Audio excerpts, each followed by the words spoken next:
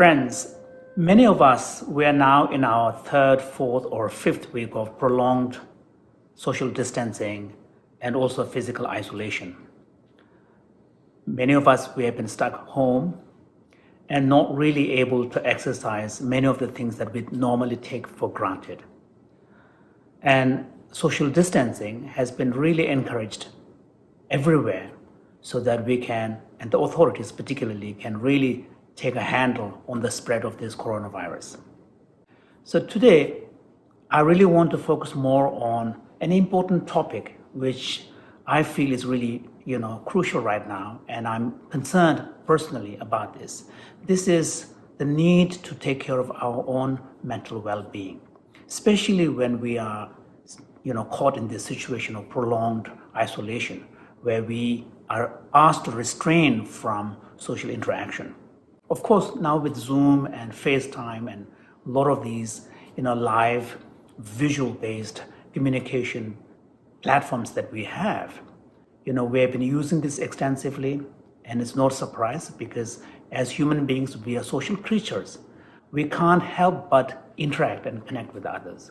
So, yet at the same time, unless you're living with someone like your spouse, your children, if you happen to be living alone, right now, you would be starving of having some real physical contact with another human being.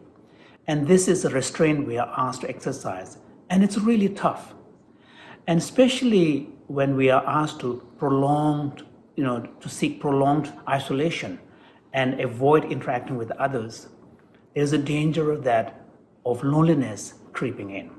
So I think taking care of our own mental well-being is really our own responsibility. So in this short video, I want to focus more on that important topic of how we as individuals can take charge of our own mind and think about our own mental well-being so that our mental problems do not aggravate and add on to the already very stressed and challenging time. One of the fundamental insights of Buddhism is the understanding that our mind can be a powerful ally and a source of healing. But at the same time, and for the same reason, our mind can also be our own worst enemy. The Buddha said that you are your own savior, and for that same reason, you're your own enemy. So how can we turn our mind into a powerful ally so that we can really tap into the resources and power and the strength that lies within our mind? So that our mind, instead of becoming a source of burden, source of suffering, and our enemy, we can actually turn into a powerful ally that is always there for us to rely on. So here there are a few tips that I can suggest. One of which is really adopt the appropriate outlook when we are going through this crisis of COVID-19, coronavirus. So the outlook, and this is equivalent to what modern psychologists refer to as the mindset, adopting the right mindset that would allow us to come through this crisis is really important. So what does it involve? It involves right from the beginning, adopting the right attitude, recognizing that this prolonged isolation is something that has been asked on our part to observe. And this is something that will take time. We're in this for a long haul. Even when many of the restrictions may be lifted, my hunch is that we will be asked until vaccines are discovered to really observe a kind of social distancing for a long time to come.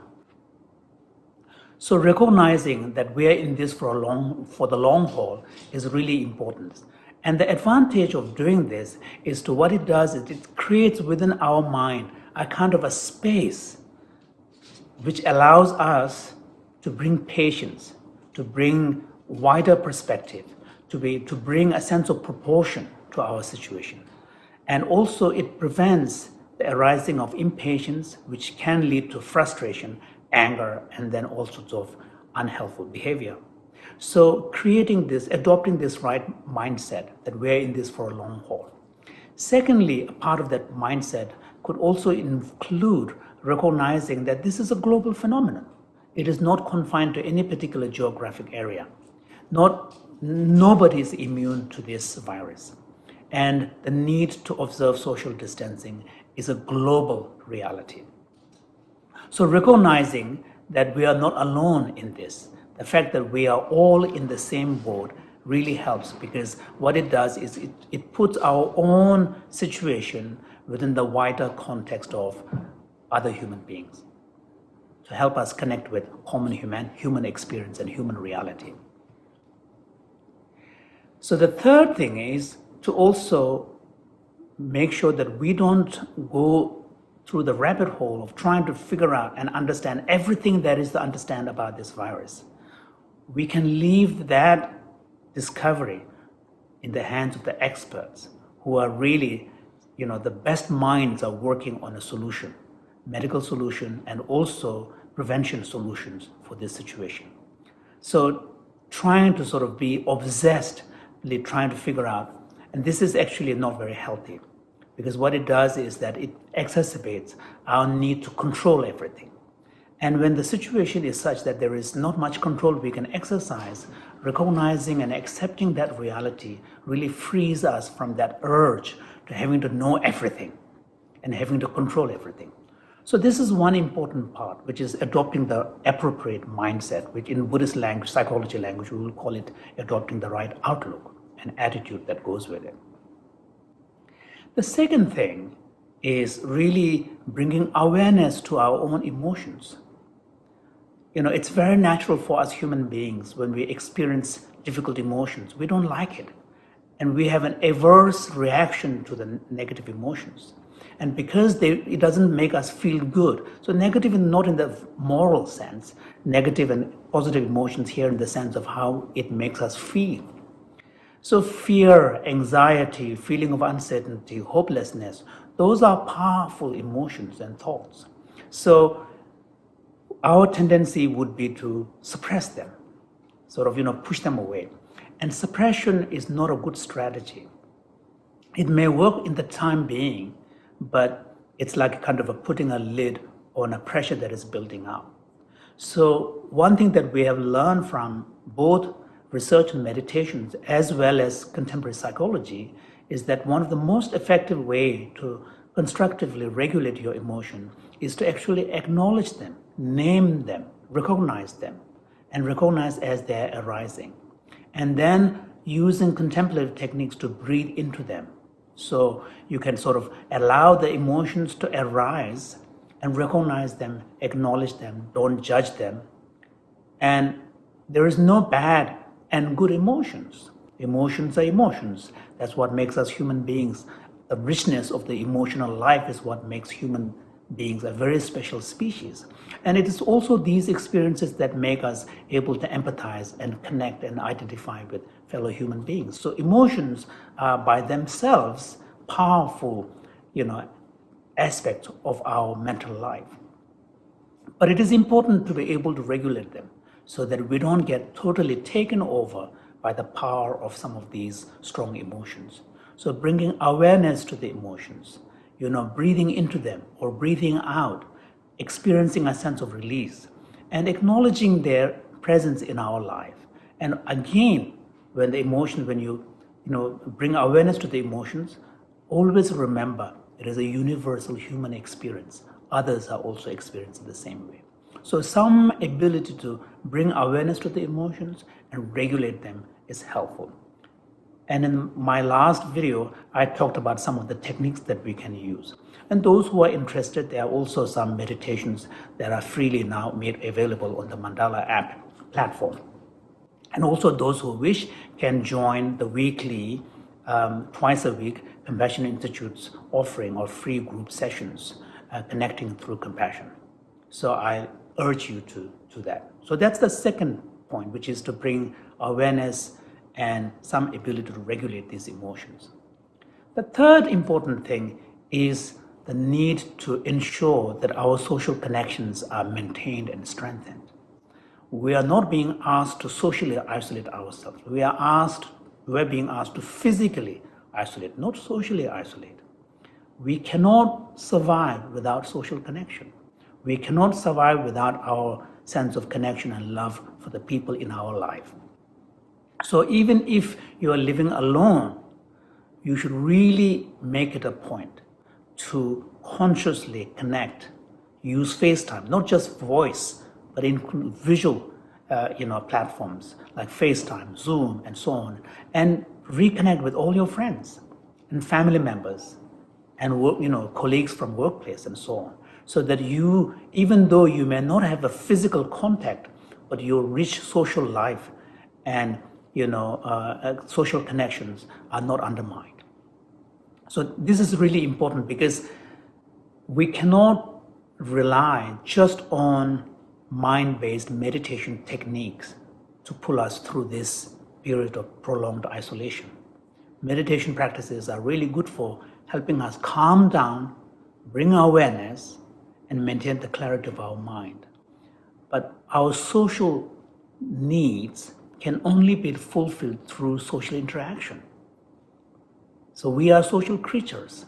And if we observe our 24 hours, a large part of our thoughts is about relationships, our interaction with others. So here, making sure that our own social connection needs are met is really, really important. So that's the third point, to really maintain a good, healthy mind. And then the final point is to really bring some daily discipline, some practical, discipline in the sense of in the morning when you get up, once you are, woken up completely, to set your intention for the day. To say that I'm going to bring more awareness into my day. I'm going to bring, work hard at reconnecting with people that I have lost connections with. I'm going to connect with my family members, tell them that I love them. You also need to seek assurance from other family members and friends and so forth. So it's not just a one way, it's a both way. And you're calling someone, you will really make a difference to that other person who is also feeling lonely. So it's setting conscious intention. And also during the daytime, every now and then checking in. How am I feeling? Where am I right now? Physically and mentally and emotionally. Because we are not just a corporeal being, we are also a mental being, a psychological being, an emotional being, and a moral being. And I would even add a spiritual being, not necessarily religious, but a spiritual being. So taking care of our mental well-being requires, paying attention to all the needs that come from the complex creature who we are as human beings. So bringing conscious intention into your life, and at the end of the day, also briefly reviewing the day so that you have a kind of a roundedness, a completion of that day cycle.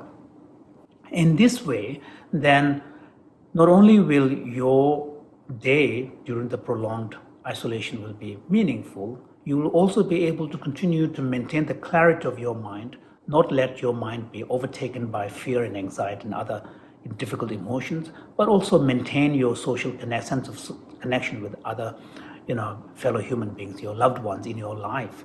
And in this way, because of the clarity that this approach will bring, not only will it prevent, problems like loneliness, excessive fear and anxiety and so on and so forth, but also it will bring a kind of a strength in you so that you cultivate resources that will make your mind resilient. So that when the dust settles, when post-COVID-19 world comes, you may be able to cope with the economic and other social fallout from this crisis in a more efficient manner. And also, while we are remaining in this prolonged, physical isolation, it is also helpful to think about what the post-COVID-19 world might look like. What would it mean in terms of the job prospects? What would it mean in terms of the economic conditions of the world? Do I need special skills? Because one of the things that we will know is that as more and more people are able to work from home, companies will recognize a large part of work can actually be done from distance. So there, what kind of skills do we need? For example, in my own case, I've been very reluctant to use webinar and Zoom-based platform for teaching and sharing and participating in online conferences.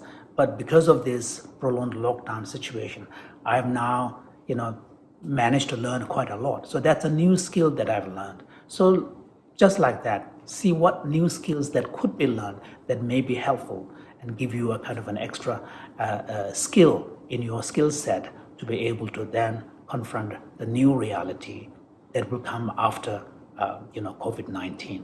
And the world will be a changed world.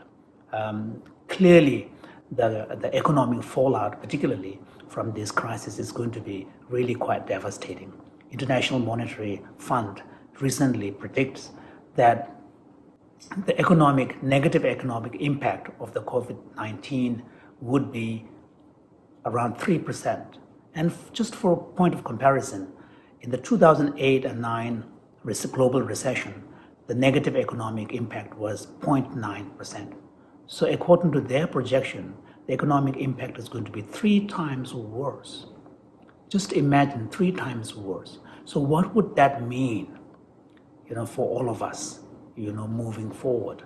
So I think here, while we are in this prolonged isolation period, it is also helpful to think about the path ahead and prepare. And in order to do that, you need a clarity of mind. You need a certain composure of your mind. And here too, I think taking care of your own mental well-being, really makes a big difference. Thank you for listening and thank you for caring.